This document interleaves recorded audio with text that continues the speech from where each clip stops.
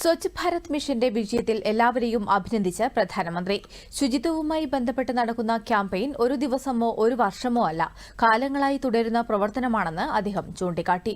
ശുചിത്വം നമ്മുടെ സ്വഭാവമാകുന്നതുവരെ ഇത് തുടരണമെന്നും അദ്ദേഹം പറഞ്ഞു. कुछ ही दिन बाद आने वाले 2 अक्टूबर को स्वच्छ भारत मिशन के 10 साल पूरे हो रहे हैं. ഒക്ടോബർ 2-ന് സ്വച്ഛ് ഭാരത് മിഷന് 10 വർഷം തികയുകയാണ്. ഇന്ത്യൻ ചരിത്രത്തിലെ ഒരു വലിയ ബഹുജന പ്രസ്ഥാനമാക്കി മാറ്റിയവരെ അഭിനന്ദിക്കാനുള്ള അവസരമാണിതെന്ന് നരേന്ദ്രമോദി പറഞ്ഞു. ജീവിതത്തിലുടനീളം ഈ ലക്ഷ്യത്തിനായി അർപ്പണബോധത്തോടെ നിലകൊണ്ട മഹാത്മാഗാന്ധിക്കുള്ള യഥാർത്ഥ ആദരവ് കൂടിയാണിത്. സ്വച്ഛ് ഭാരത് മിഷന്റെ വിജയമാണ് വേസ്റ്റ് ടു വെൽത്ത് എന്ന മന്ത്രം ജനപ്രീതിയാർജിക്കാൻ കാരണം. റെഡ്യൂസ്, റീയൂസ്, റീസൈക്കിൾ എന്നതിനെക്കുറിച്ച് ആളുകൾ സംസാരിക്കാൻ തുടങ്ങിയിരിക്കുന്നു. ये स्वच्छ भारत मिशन की ही सफलता है कि वेस्ट टू वेल्थ का मंत्र लोगों में लोकप्रिय हो रहा है. लोग रिड्यूस, रीयूज और रिसाइकल पर बात करने लगे हैं, उसके उदाहरण देने लगे हैं.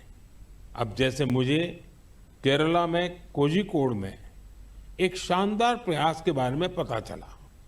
यहाँ 74 ईयर के सुब्रमण्यम जी 23,000 से अधिक कुर्सियों की मरम्मत करके उन्हें दोबारा काम लायक बना चुके हैं.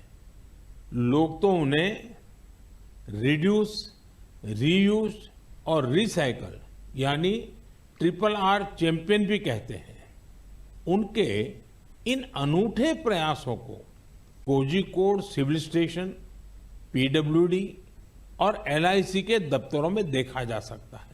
ഉത്തരാഖണ്ഡിലെ ഉത്തരകാശിയിൽ ഝാല എന്ന അതിർത്തി ഗ്രാമത്തിലെ യുവാക്കൾ തങ്ങളുടെ ഗ്രാമം വൃത്തിയായി സൂക്ഷിക്കാൻ പ്രത്യേക സംരംഭം ആരംഭിച്ചിരിക്കുകയാണെന്ന് പ്രധാനമന്ത്രി പറഞ്ഞു.